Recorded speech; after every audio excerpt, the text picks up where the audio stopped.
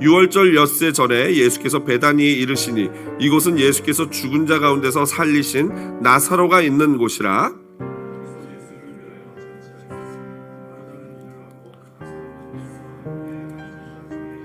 마리아는 지극히 비싼 향유 곧 순전한 나드 한 근을 가져다가 예수의 발에 붓고 자기 머리털로 그의 발을 닦으니 향유 냄새가 집에 가득하더라. 이 향유를 어찌하여 300데나리온에 팔아 가난한 자들에게 주지 아니하였느냐 하니 그는 도둑이라 돈꾀를 맞고 거기 넣은 것을 훔쳐. 예수께서 이르시되 그를 가만두어 나의 장래할 날을 위하여 그것을 간직하게 하라. 가난한 자들은 항상 너희와 함께 있거니와 나는 항상 있지 아니하리라 하시니라. 아멘.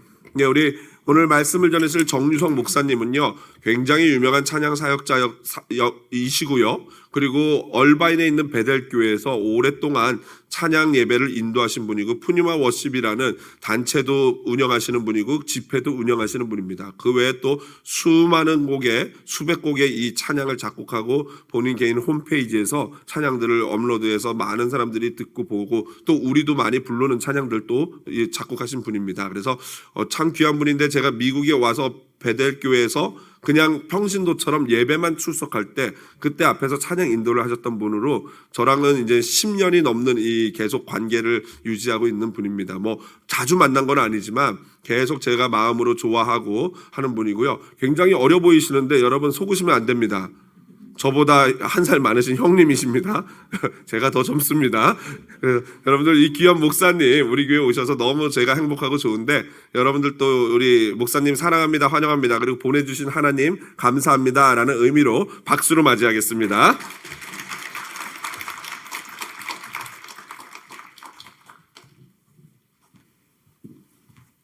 네, 감사합니다. 한 살을 형님이라고 그러면 좀 이상하긴 하네.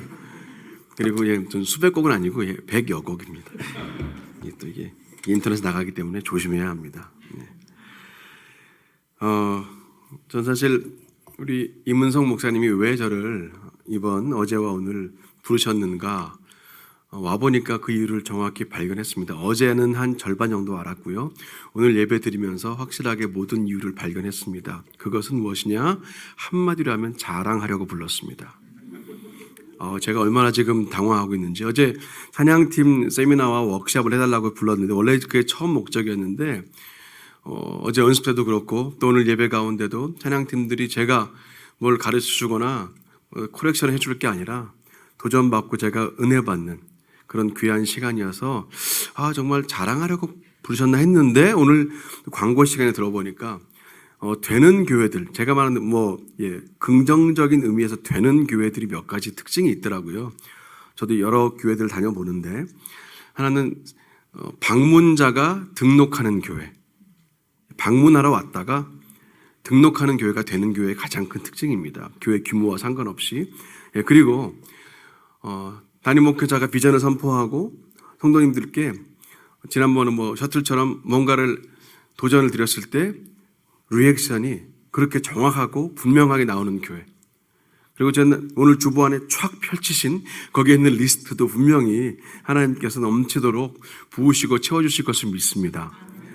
그래서 다시 한번 제가 자랑하려고 불렀구나. 저는 저 덴버 로키마운틴 국립공원에서 가장 가까운 한인교회거든요. 그래서 와보신 분은 아시겠지만 이제 10월부터 5월까지 눈이 오고 그리고 굉장히 많은 여행객들은 있으나 사실은 그 지역 안에 여러 가지 하나님의 그 은혜와 사랑이 많이 필요한 지역이기도 한데 우리가 모든 유님교회가 그렇듯이요. 그런데 제가 오늘 어제 와서 도전받고 또 많이 배우고 갑니다. 그래서 정말 귀한 시간 이렇게 귀한 기회 주신 담임 목사님과 또 당회 장로님들께 감사드리고요.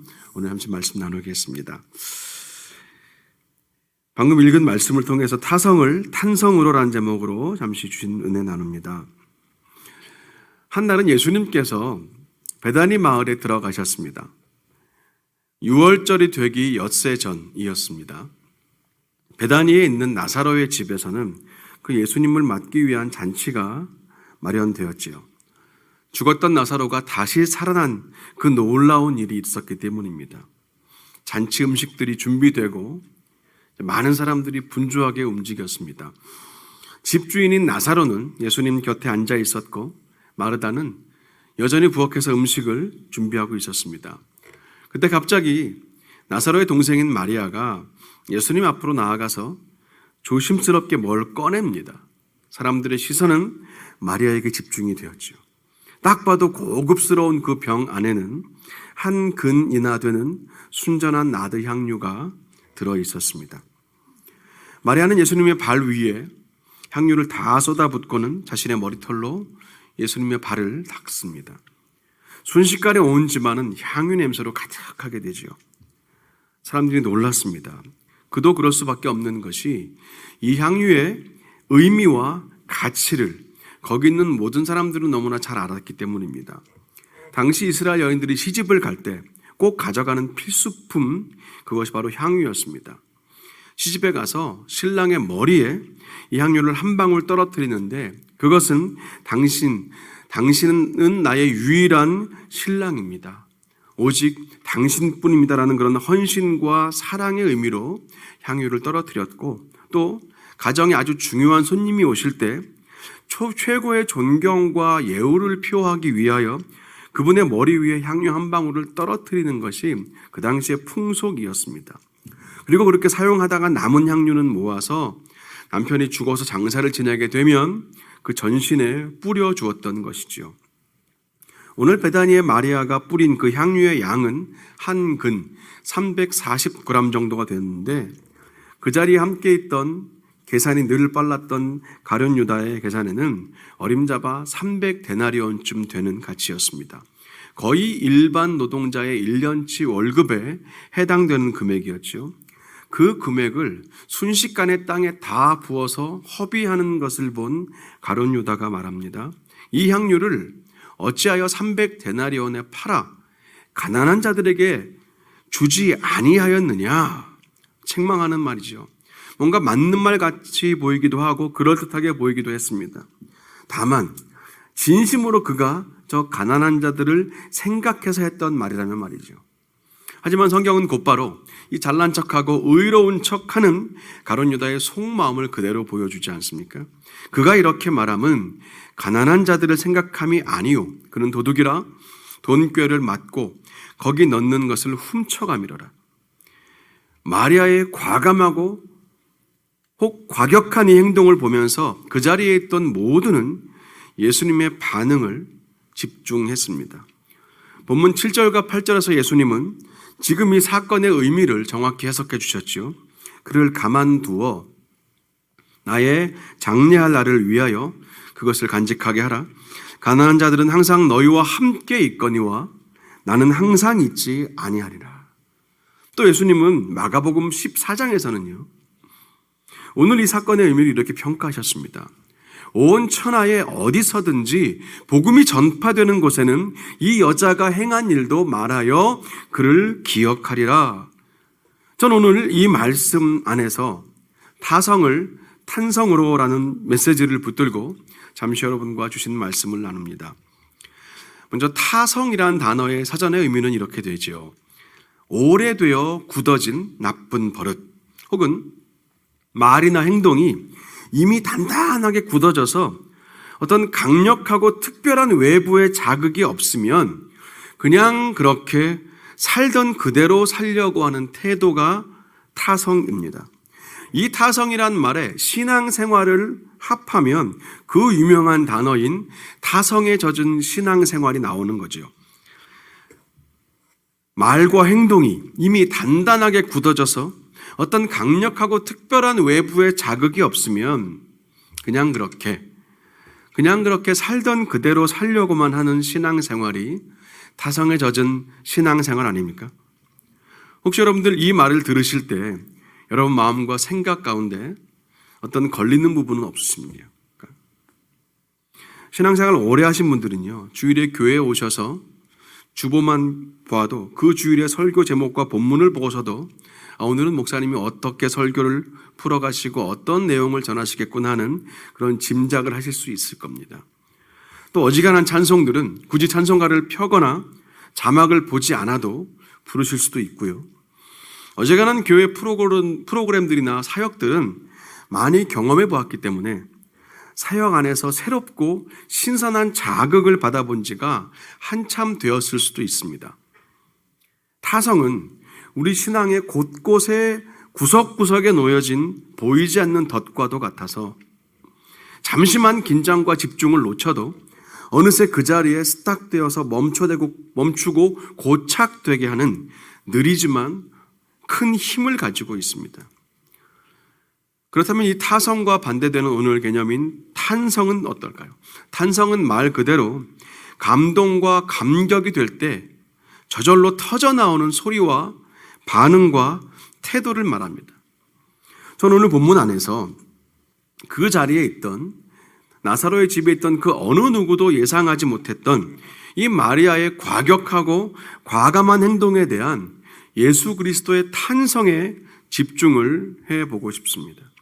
주님께서 이 사건이야말로 복음이 전해지는 자리마다 기억되고 소개되고 전달되어야 한다라고 말씀하신 이유가 무엇인지 함께 살펴보고 싶습니다. 타성이 아닌 탄성으로, 타성에 젖은 믿음이 아닌 탄성을 바라며 사는 믿음으로, 타성을 용납하며 사는 신앙생활이 아니라 탄성이 멈추지 않는 그 신앙생활로 그렇게 살기 위해서 오늘 우리가 어떻게 살아야 될 것인가에 대한 실제적인 삶의 원리와 원칙들을 함께 나누고 싶습니다. 세 가지로 정리해 보았는데요. 첫 번째는 이것입니다.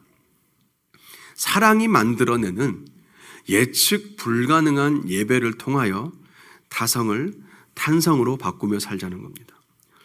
차에 깔린 자신의 어린 아이를 구하기 위해서 혼자서 차를 들어 올렸다는 어떤 어머니의 기사를 읽었던 적이 있습니다.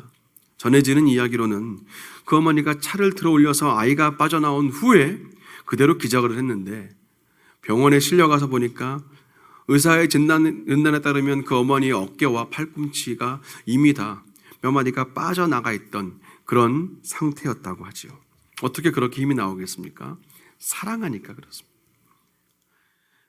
10년 전쯤에 남가주 얼반에서 청년 사역을 했을 때 돌아보면 종종 그런 친구들이 있었습니다. 얼반에서 샌프란시스코까지 차로 안 쉬고 달려도 꼬박 6, 7시간이 걸리는데 한번 연애가 시작되면 그 먼 거리를 주말마다 오르락내리락 거리는 형제들이 있었습니다. 상식을 넘는 행동이죠. 주변 청년들이 너 아주 단단히 미쳤구나라고 말하면 웃으며 대답합니다. 그래 나 미쳤다. 왜 그럴까요? 사랑하니까 그렇지 않겠습니까? 사랑하면 시간과 공간이 변합니다. 사랑하면 거리가 짧아지고 시간이 짧아집니다. 또 사랑하는 가족이 어느 날 시한부 선고를 받았다고 상상을 해볼 때 얼마 남지 않은 생명이 있는 날 그날 동안에 그가 가보고 싶은 것, 하고 싶은 일, 먹고 싶은 것, 입고 싶은 것 이런 데 돈을 쓰는 것을 어느 가족이 아까워하겠습니까? 그럴 리가 없죠. 빚을 내서라도 해주지 않겠습니까?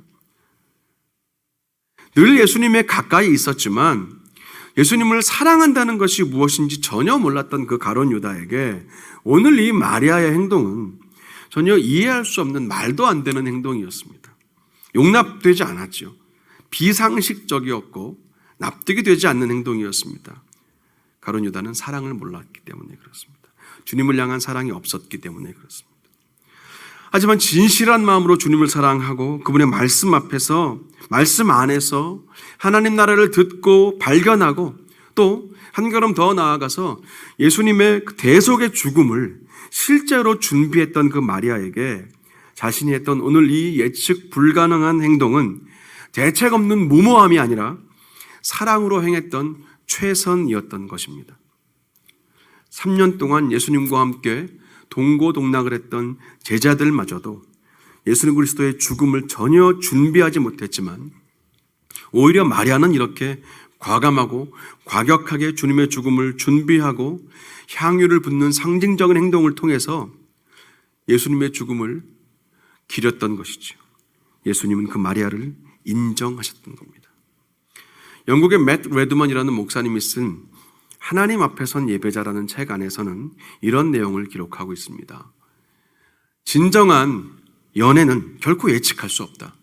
연애는 사랑하는 사람에게 다가가기 위해서 새롭고 창조적인 방법들을 찾아 나선다. 사랑에 빠진 사람들은 정신 나간 짓을 많이 한다. 오늘날 예수님의 예배자인 우리들은 우리의 예배 안에서 이런 예측 불가능성을 개발할 필요가 있다. 우리가 하나님 앞에 나아올 때 항상 신선하고 놀라운 측면들이 있어야 한다. 이런 것들이 바로 생명의 표시다. 예배는 서로 대면하여 즉흥적인 방법으로 사랑이 오가는 흥미진진한 만남의 장소이다 라고 기록했습니다. 예배가 바로 그런 거 아니겠습니까? 하나님을 사랑하면 우리의 예배가 달라지게 됩니다. 어떻게 하면 내가 지금 사랑하는 저 사람을, 그분을 더 기쁘게 할 수 있을까? 항상 연구하고 우리가 사람에게도 노력하는 것처럼 하나님과 우리와의 관계가 사랑의 관계, 자녀의 관계, 친밀함의 관계로 들어가면 들어갈수록 우리의 예배는 달라질 수밖에 없다는 거죠. 너무 당연한 사실입니다. 예배의 자리와 시간은 오늘도 습관처럼 또 한 번 지나가는 종교 행사가 아니라 사랑하는 사람을 만나서 단 1초도 눈을 떼기 싫어하는 그 집중력이 드러나는 시간이 우리의 예배가 되어야 한다는 겁니다. 그러기 위해서 예배의 중심을 바로 잡아야죠. 때론 우리가 예배에 집중하려고 애쓰기도 하고 찬양을 열심히 부리려고 애쓰기도 하고 말씀의 은혜를 받으려고 애쓰기도 하는데 사실은 애쓰는 것도 필요하지만 그것보다 더 중요한 것은 우선순위입니다. 나와 하나님과의 관계를 먼저 점검하는 것, 예수님의 십자가 은혜가 내 안에 여전히 남아있는가를 확인하는 것, 오늘도 나와 함께 동행하시는 성령의 임재와 그분의 인도하심을 늘 인식하는 것이 먼저 되면 우리의 예배는 애쓰지 않아도, 우리의 찬양은, 우리의 말씀을 대하는 태도는 애쓰지 않아도 저절로 집중하게 된다는 거죠. 노력하지 않아도 찬양의 고백이, 오늘 이 고백이 나의 고백이 되어가기 시작하고, 때론 조금 모르는 찬송이 나오면 입을 닫고 있는 것이 아니라 그 새로운 고백에 더 관심이 가게 되고 한 걸음 더 다가가 앉게 되는 겁니다. 애쓰지 않아도 말씀이 들려지고 내 안에 심겨지고 내 삶으로 연결되지 않겠습니까? 사랑하는 사람의 그 말 한마디 한마디, 존경하는 분의 한마디 한마디는 애쓰지 않아도 들리고 심겨지고 실천되기 때문입니다. 바라기는 타성을 탄성으로 바꾸기 위해서 타성에 젖은 예배가 있다면 이제는 탄성 가득한 예배로 그렇게 세워가시는 저와 여러분 되시기를 간절히 축원합니다. 주님을 향한 사랑에서 우러나오는, 감사에서 우러나오는 예측 불가능한 예배를 드리며 사시는 한사랑교회 성도 여러분 되시기를 간절히 축원합니다. 두 번째는요, 말씀의 경청에서 오는 계산되지 않은 헌신을 통하여 타성은 탄성으로 바뀐다는 겁니다. 오늘 본문에 등장하는 인물들이 기록된 다른 본문인 누가복음 10장에 보면 예수님께서 그 마르다의 초청으로 그들의 집에 들어가시던 장면이 있습니다. 그날도 역시 음식 준비에 바쁜 마르다와는 달리 마리아는 이런 놀라운 기회를 놓치지 않으려고 예수님 발 옆에 딱 바짝 붙어 앉아 있었죠. 우리가 연극이건 오페라건 클래식 연주회건 또 가수들의 공연이건 영화관만 빼고 모든 공연은 가까이 갈수록 좋지 않습니까? 물론 값도 비싸집니다. 연극 무대에 서 있는 배우들의 표정이 너무 잘 보이게 되고 지휘하는 마에스트로의 땀방울이 잘 보이기도 하고 때로는 좋아하는 가수와 악수도 할 수 있습니다. 가까이 갈수록 특별한 의미가 생긴다는 거죠. 그때 마리아도 예수님 말씀에 경청하기 위해서 가까이 다가갔고 그 모습을 보신 예수님은 밀어내지 않으시고 격려하시고 칭찬해 주신 거 아닙니까? 우리가 말씀 안으로 깊이 들어가게 되면 들어갈수록 어떤 변화가 생길까요? 적어도 우리는 오늘 본문 안에서 그 한 가지 뚜렷한 변화는 발견할 수 있습니다. 가치관의 변화입니다. 말씀으로 들어가면 가치관이 바뀌고 가치의 기준이 달라지게 되는 거죠. 늘 예수님 말씀에 평소에도 귀를 기울이던 마리아는 주님께서 말씀 가운데 문득 언급하셨던 그 죽음을, 십자가 대속의 죽음을 마음 안에 담아두고 있었습니다. 왜냐하면 오늘 이 향유를 부은 사건은 단순히 존경하는 선생님을 향한 가벼운 친절이나 섬김 정도의 가치를 가지고는 도무지 해석이 되지 않는 사건이기 때문입니다. 상식적으로야 가룟 유다의 말이 더 맞지요. 하지만 예수님을 더 가까이에서 만나고 그 말씀 앞에 늘 한 걸음 더 가까이 다가가던 마리아에게는 이 귀한 향유 한 병의 가치가 이전과 달라졌고 세상에 보는 가치와 달랐다는 겁니다. 이 향유는 마리아에게 이미 300데나리온짜리가 아니었습니다. 그것은 예수님을 향한 계산 없는 헌신이었습니다. 이날 이후에 예루살렘 성으로 들어가셔서 십자가에 달리실 그 예수님의 죽음을 준비하던 계산 없는 헌신이었습니다. 그 예수님을 향한 마리아의 마음에 300데나리온의 가치가 이미 달라져 버린 거죠. 이것이 바로 말씀의 경청에서 나오는 계산되지 않는 헌신입니다. 말씀으로 사는 성도들이 가진 역전된 가치입니다. 그래서 우리는 가능한 최선을 다해서 말씀 앞으로 더 가까이 다가가야 합니다. 말씀이 들리는 예배의 자리로, 내 가정과 일상 안에서 말씀의 자리로 더 가까이 한 걸음 더 나아가야 하는 것이죠. 그래서 시편 73편 28절에서 아삽은 이렇게 선포했는데 함께 읽어봤으면 좋겠습니다. 하나님께 가까이 함이 내게 복이라. 다시 한번요. 하나님께 가까이 함이 내게 복이라. 외워볼까요? 시작. 하나님께 가까이 함이 내게 복이라. 할렐루야. 아멘. 아무리 생각해도 아무리 들여다봐도 내게 있는 향유 옥합 그 한 병이 그저 300데나리온짜리로만 보이신다면 더 말씀 앞으로 나아가라는 주님의 메시지입니다. 여러분 가정에 있는 여러 종류의 여러 의미의 향유 옥합 한 병이 아직까지 300데나리온짜리로만 보이신다면 더 말씀 앞으로 나오라는 주님의 초대가 아니겠습니까? 여러분의 개인적인 커리어나 졸업장에 새겨진 그 귀한 향유 옥합 한 병이 그저 300데나리온짜리로만 보이신다면 더 말씀 안으로 깊이 들어오라는 주님의 초대인 것을 믿으시기를 간절히 축원합니다.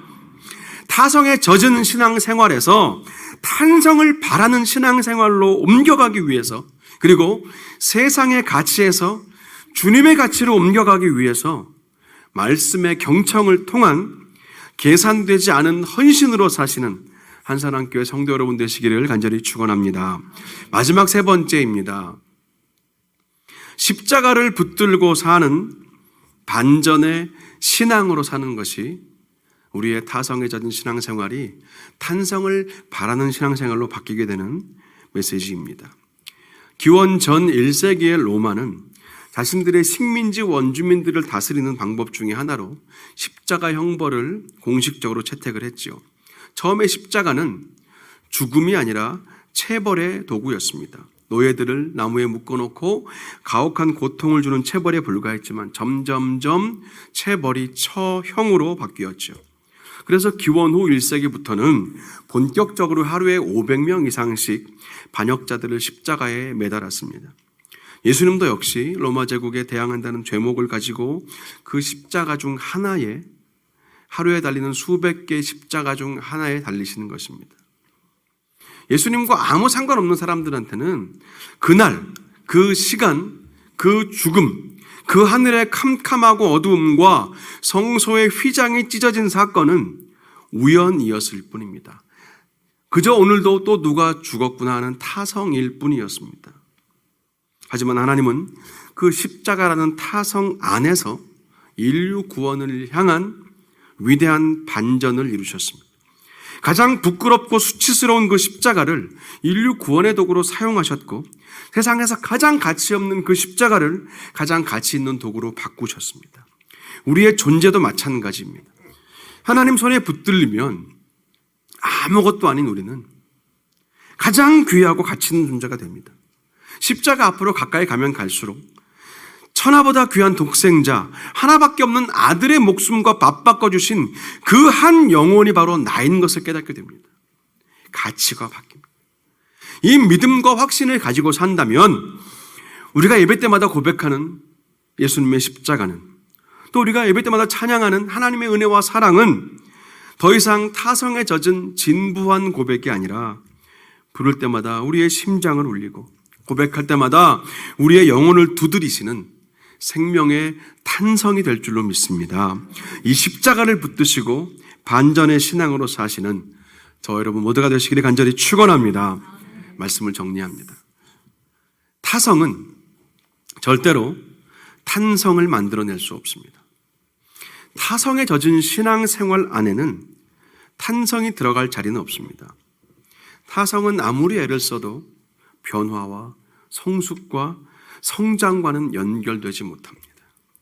주 안에 사랑하는 한사랑교회 성도 여러분, 사랑이 만들어내는 예측 불가능한 예배를 통해서 그리고 말씀의 경청에서 오는 계산되지 않는 헌신을 통해서 그리고 십자가만 붙들고 바라보며 살아도 충분한 이 반전의 신앙을 통해서 타성을 탄성으로 바꾸며 사시기를 간절히 축원합니다. 그래서 우리 일상의 그 익숙함 속에 감추어진 하늘의 보화를 발견하시며 우리에게 주어진 순간순간 하루하루 그 일상을 타성이 아닌 탄성으로 사시는 우리 모두가 되기를 주님 이름으로 간절히 축원합니다. 아멘. 우리 함께 말씀